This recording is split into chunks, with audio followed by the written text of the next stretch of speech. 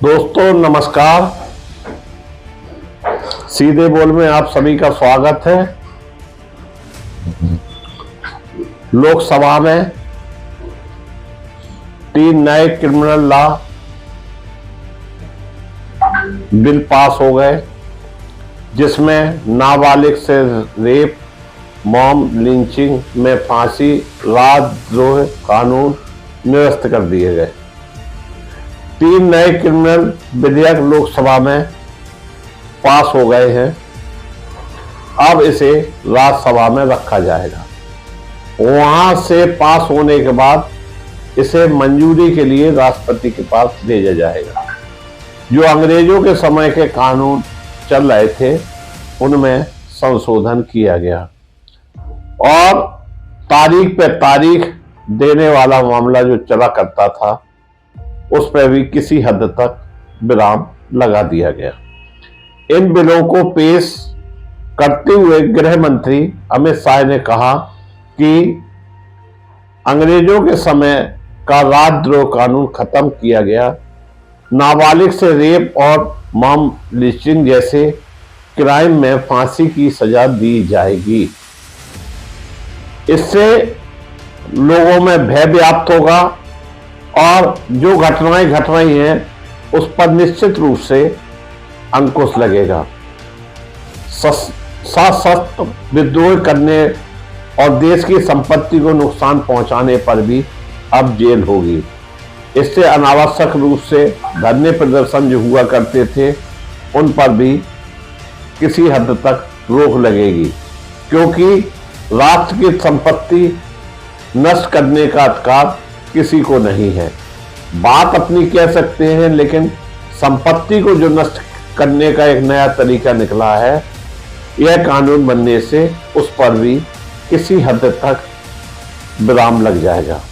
Bill पर लोकसभा में अमित शाह ने कहा कि अंग्रेजों का बनाया गया राजद्रोह कानून, जिसके चलते तिलक, गांधी, पटेल समेत देश के कई सेनानी कई बार 6-6 साल तक जेल में रहे, वह कानून अब तक चलता रहा है।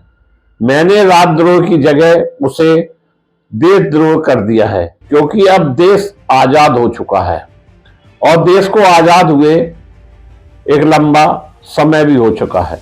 लोकतांत्रिक देश में सरकार की आलोचना कोई भी कर सकता है। अगर कोई देश की सुरक्षा, संपत्ति को नुकसान पहुंचाने का काम करेगा तो उसके खिलाफ कार्रवाई होगी। अगर कोई सशस्त्र विरोध करता है, बम धमाके करता है, तो उसके खिलाफ कार्रवाई होगी। उसे आजाद रहने का हक नहीं है, उसे जेल जाना ही पड़ेगा। देश का विरोध करने वालों को जेल जाना ही पड़ेगा। वही बिल में बच्ची से रेप के आरोपी को फांसी की सजा का प्रावधान कर दिया गया है। यह निश्चित रूप से उन बच्चियों की सुरक्षा होगी जिनके साथ रेप हो जाता है और उनके माँ बाप जीवन भर न्याय पाने के लिए तरसते रहते हैं और उस बच्ची का जीवन भी किसी हद तक बर्बाद हो जाता है। बर्बाद ही हो जाता है, बर्बाद क्या हो जाता है। पहले रेप की धारा 375, 376 थी। अब जहां से अपराधी की बात शुरू होती है तो उसके पास धारा 63 और 69 में रेप को रखा गया है। वही गैंग रेप और बच्चों के खिलाफ अपराध को भी आगे लाया गया है।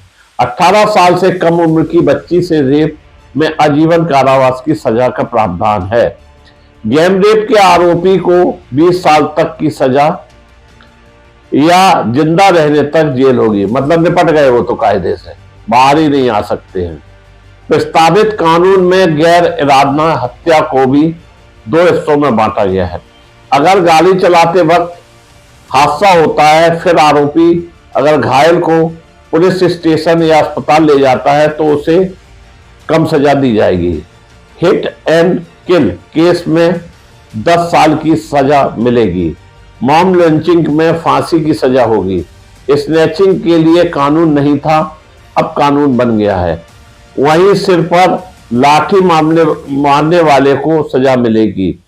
इसमें ब्रेन डेड की स्थिति में आरोपी को 10 साल की सजा मिलेगी तथा पुलिस की जवाबदेही तय होगी।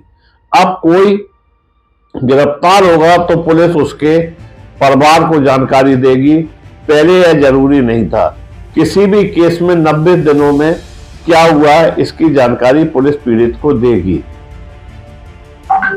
आरोपी को गैर मौजूदगी में भी ट्रायल होगा। देश में कई केस लटके हुए हैं। बॉम्बे ब्लास्ट जैसे केसों के आरोपी पाकिस्तान जैसे देशों में छिपे हैं।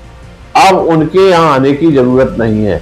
अगर वे 90 दिनों के भीतर कोर्ट के सामने पेश नहीं होते हैं तो उनकी गैर मौजूदगी में ट्रायल होगा। आधी सजा काटने पर मिल सकती है रिहाई। गंभीर मामलों में आधी सजा काटने के बाद रिहाई मिल सकती है। जजमेंट सालों तक नहीं लटकाया जा सकता है। मुकदमा समाप्त होने के बाद जज को 43 दिन में फैसला देना होगा। निर्णय देने के 7 दिन के भीतर सजा सुनानी होगी। पहले सालों तक दया याचिकाएं दाखिल की जाती थी। दया की याचिका दोषी ही कर सकता है। पहले एनजीओ या कोई संस्थान ऐसी याचिकाएं दाखिल करता था। सुप्रीम कोर्ट से याचिका खारिज होने के बाद 30 दिन के भीतर ही दया याचिका दाखिल की जा सकेगी।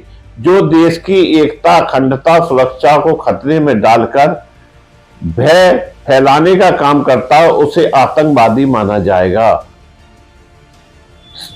सीधे बोल से मुकेश उदैनिया की सीधी रिपोर्ट। धन्यवाद।